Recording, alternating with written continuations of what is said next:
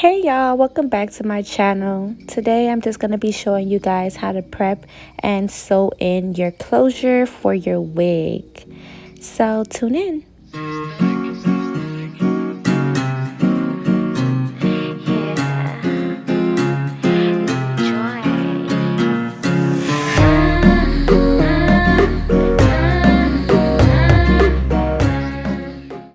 Alright y'all, before we get into it, make sure y'all like, comment, and subscribe for more content. Alright, so let's get into it. See that middle line right there? That is going to be your guide for your closure. The guide is to make sure that the closure is sitting right in the middle, so you want to make sure it's even on each side. You want to go ahead and tuggle on it, but not pull on it too tight where it's stretching out the closure. Be sure that you're leaving at least 1 inch above the cap.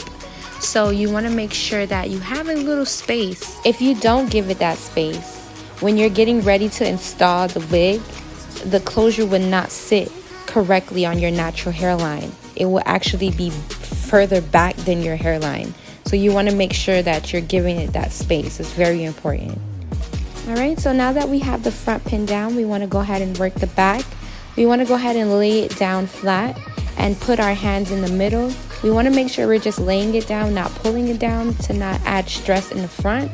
Once you lay it down and put your finger as the guide, you want to go ahead and pin it down. This will make it so easier for the sides to be pinned down.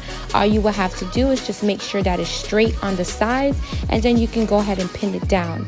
Be sure that you're not adding stress by pulling it. Just lay it flat and just go ahead and pin it down, and your results should turn out like that. Alright, so now we want to go ahead and start sewing in the closure. I like to go ahead and start from the back, and I like to sew outwards instead of inwards. So what that means is that I'm sewing on top of the closure into the cap.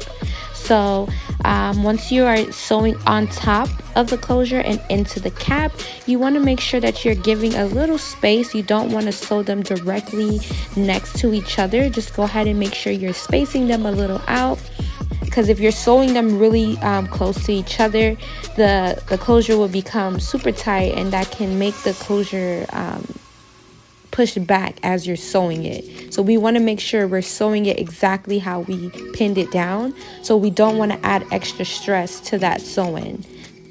So we want to continue to sew very consistently as possible, all the way till we get to the top of the closure. Just be sure that you're being consistent, far as making sure you're spacing out the thread holes a little bit, and just making sure that we're tying those knots to get a stronger hold.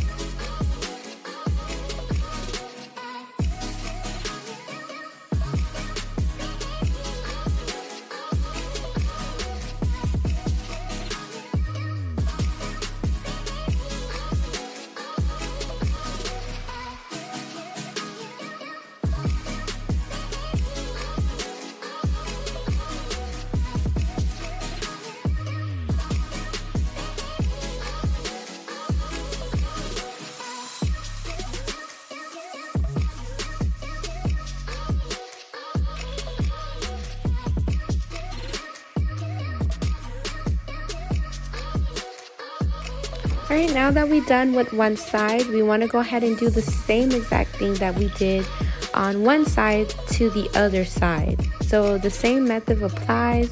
I like to start a little bit before where I knotted at, just so that it can get a little stronger hold.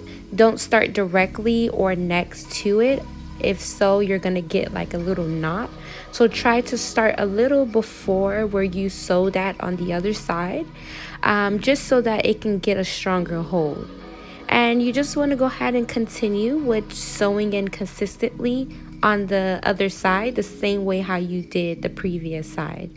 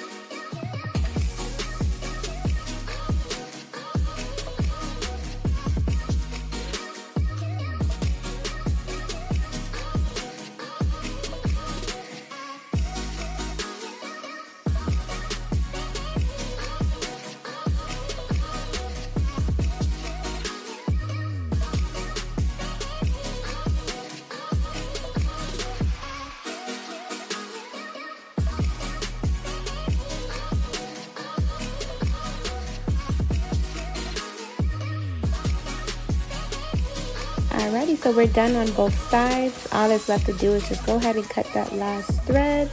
This is how your closure should look once you're done sewing them in. The thread should definitely look consistent. There should definitely be space in the front of the closure, and it shouldn't be any lumps. So it should be laying down flat, very flat. Right? So if you didn't get those qualities after sewing it, that means you did something wrong. Alright, so check out my next video. I will be sewing in the rest of the wig. Make sure y'all like, comment, and subscribe for more content. Catch your girl in the next video. Later.